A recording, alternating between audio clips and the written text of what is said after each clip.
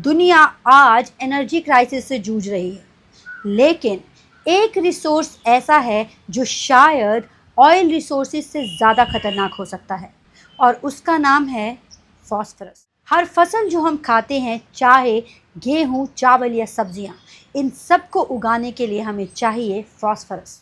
Energy transfer, root growth या DNA formation, ये सब इसी से होता है। सिंपल ट्रूथ, फॉस्फोरस के बिना मॉडर्न एग्रीकल्चर एग्जिस्ट ही नहीं करता। ऑयल की बात करें तो इसके ऑल्टरनेटिव्स हैं, जैसे सोलर, विंड और न्यूक्लियर एनर्जी। वैसे ही एग्रीकल्चर में भी कुछ रिक्वायर्ड न्यूट्रिएंट्स के ऑल्टरनेटिव्स मिल जाते हैं, जैसे नाइट्रोजन, जिसको हम एटमॉस्फेयर से इंडस्ट्रियल प्रोसेस के थ्रू एक्सट्रैक्ट कर सकते हैं। लेकिन फॉस्फोरस के साथ यही प्रॉब्लम है कि इसका कोई ऑल्टरनेटिव नहीं है। ये सिर्फ एक ही जगह से आता है, that is phosphorus rock mines. और सबसे शॉकिंग बात, दुनिया के लगभग 70 से 75% फॉस्फोरस रिजर्व्स सिर्फ एक ही रीजन में है, मोरक्को और वेस्टर्न सहारा। मतलब ग्लोबल फूड सिस्टम का एक क्रिटिकल न्यूट्रिएंट मोस्टली एक ही कंट्री कंट्रोल करती है, और कंट्रीज़ लाइक इंडिया अपनी फॉस्फोरस रिक्वायरमेंट का लगभग 90% इंपोर्ट करती है।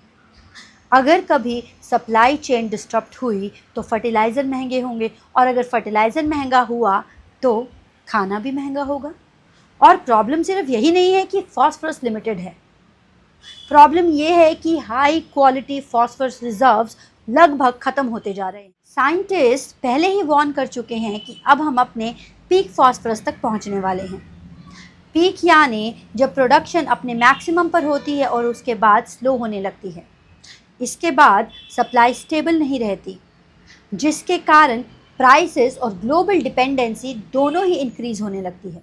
फॉस्फोरस कम यानी फर्टिलाइज़र्स कम, फर्टिलाइज़र्स कम यानी क्रॉप यील्ड कम, और अगर क्रॉप यील्ड कम होगी तो पूरा world global food security risk में आ जाएगा। इसीलिए अब दुनिया की रियल पावर सिर्फ ऑयल और एनर्जी से नहीं, बल्कि फूड प्रोडक्शन से भी डिसाइड होगी।